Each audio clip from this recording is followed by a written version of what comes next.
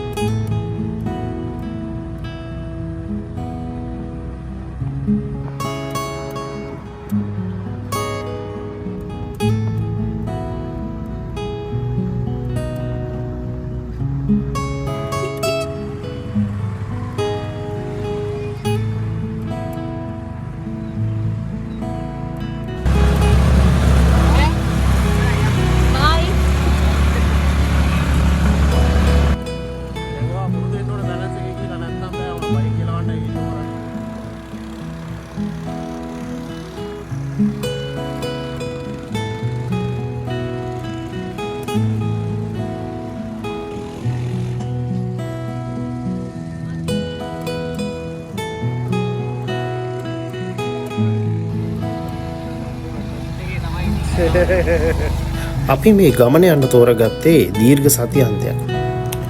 ඉතින් දීර්ඝ සතියන්තයක් කියන්නේ චාරිකාලෝලින්ට නම් හරි අපූරු නිදානයක්.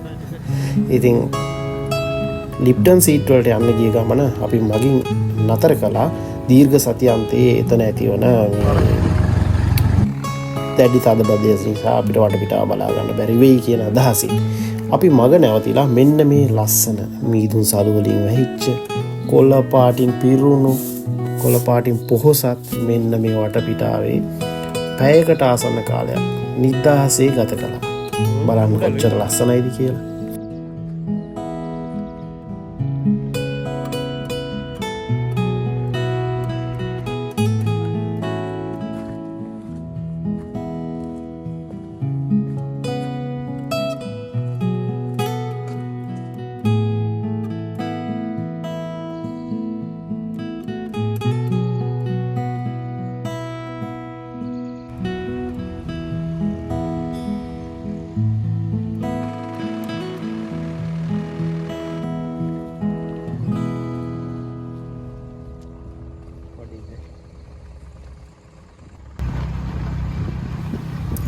ඉතින් මේ කොළ පැහැපෙරුණු තේ ආයි ඒ අපූරු මිහිදුම් සළුවේ සුවේ හිත සනසාගෙන අපි කළු පහනෙන් උඩට ගියා.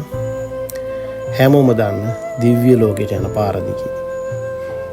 අපි ඇවිල්ලා නැවතුනේ හැමෝම දන්න ප්‍රසිද්ධ සුප්‍රසිද්ධ වැලි වංගුවේ.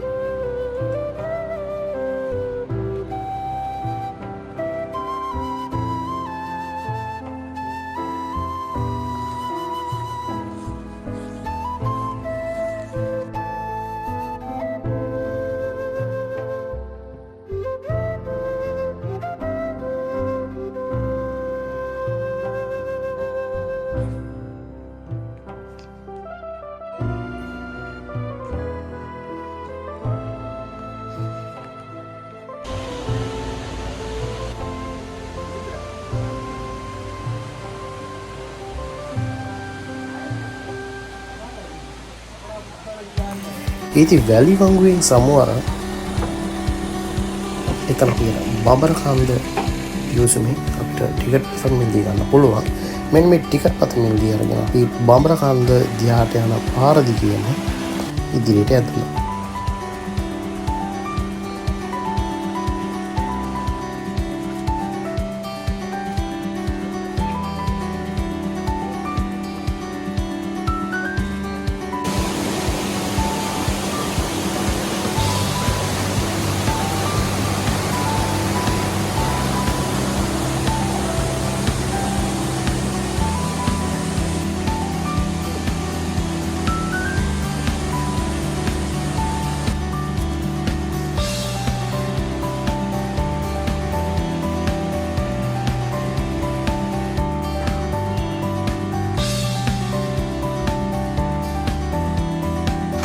ඔව් අපි මේ පහු කරගෙන සිටින්නේ බබරකන්ද දියල්ල. අපි ඊළඟට යන්නේ ලංකාල්. මෙන්න මේ දෙසින් යන්න තියෙන්නේ. බලමු. ඒ සුන්දර අඩවිය සුන්දර ඉසව්වාගෙන යන්නේ.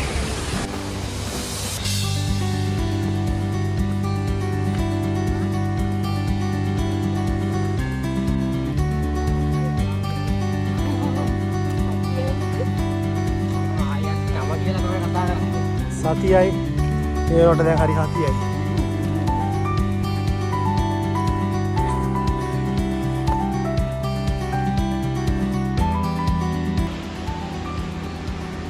ලංකාවේ සමදිය ඇල්ලට පහලින් ලංකා ඇල්ල බලා එල්ලන්නේ උඩට යන්න මේ පැත්තට.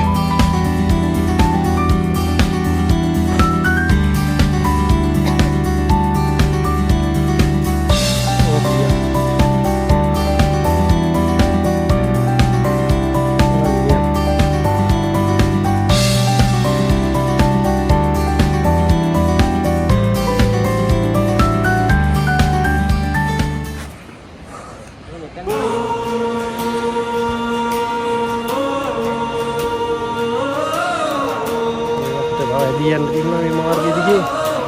Di sunder isawo kara. Ha. Oh iya ipet. Atu dagin yan lagi.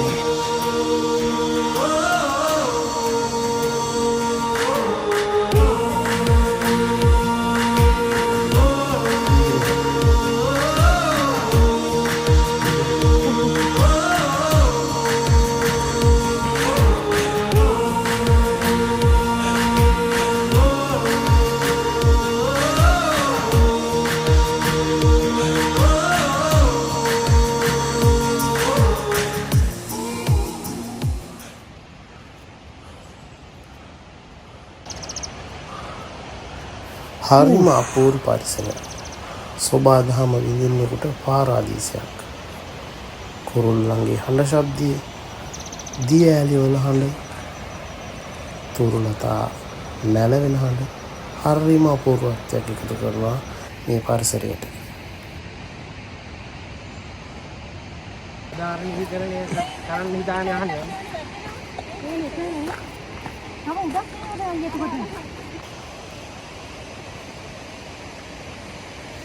මේ හත්තාවෙන් අපිට පේන්නේ හෝටන් තැන්න රක්ෂිතය. ඉතින් මේ අපි ඉන්න පතන් භූමියක් කාලෙකදී මේ වගේ ගස් කොළන් වලින් පිරුණු වටපිටාවක් වෙලා තියෙන්නේ නැති. ෆයිනස් ගස් හොතේ වගාව නිසා පසු කාලින පතන් භූමිය වලට මේවා පරිවර්තනය වෙලා තියෙනවා. අපි මේ දාඩිය දාගෙන නාගෙන පෙරාගෙන හති දාගෙන මේ යන්නේ. ඉතින් සුන්දර ඉසව්වක් හොයාගෙන මේ බබරකන්ද ඇල්ලට හැම අපි හැමදාම සාමාන්‍ය පුරුද්දකදී බබරකන්ද ඇල්ල බලලා එතනින් රොටියක් කාලා වලට පිටේ බලලා පුළුවන් අය නාගෙන එහෙම යන පුරුද්දක් තිබ්බී. ඉතින් ලංකා ඇල්ලට යනවා අඩු. ඉතින් එහෙමත් එක්ක වෙද්දෙනෙක් තමයි ලංකා ඇල්ලට යන්නේ. ඉතින් අපි අද හිතාගත්ත බබරකන්දට ඇවිල්ලා බබරකන්ද ඇල්ල නෙමෙයි ලංකා ඇල්ලට යන්න කියලා. පොඩ්ඩක් අපි ආපු වෙලාව නම් පොඩ්ඩක් එහෙම වුණා. දැන් හවස 3යි ගානක්. ඉතින් අපි අඳුර වැටෙන්න කලින් මෙහි අඳුරකුත් තියෙන හැකි ඉක්මනින් ගිහිල්ලා ඒ ලස්සන බලලා එන්න මේ සූදානම්. යන් එහෙනම් මාත් එක්ක බලන්න ලංකා ඇල්ල.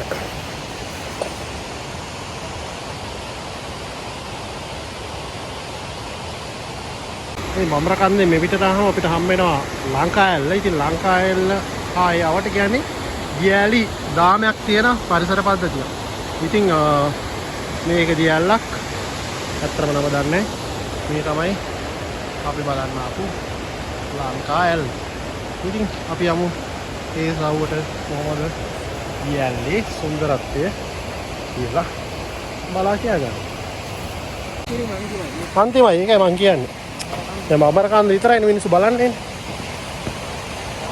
දැන් ඔයා එහෙම දන්න නිසානේ මේ පැත්තට යන් ගියේ. දැන් කවුරුත් දන්නේ නැහැ. අර අතන බෝඩ් ගහලා තිබ්බට ඒක දැනුවත් කිරීමක් කරන්න මෙහෙම. ඔව් මේක ප්‍රොමෝට් කරන්නෙත් නෑ.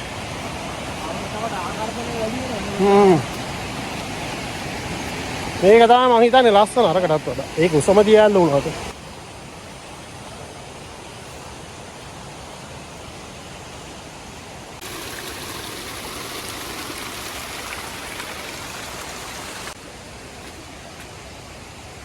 මාර්ගයේ දුෂ්කරයි.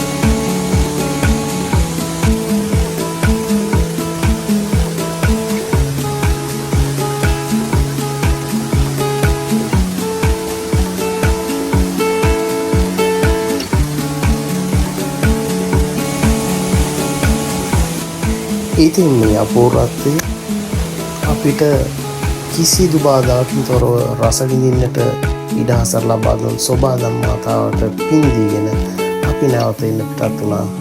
ආයෙමත් අපේ චාරිකාවකින් හමු වන බලාපොරොත්තු වෙමි.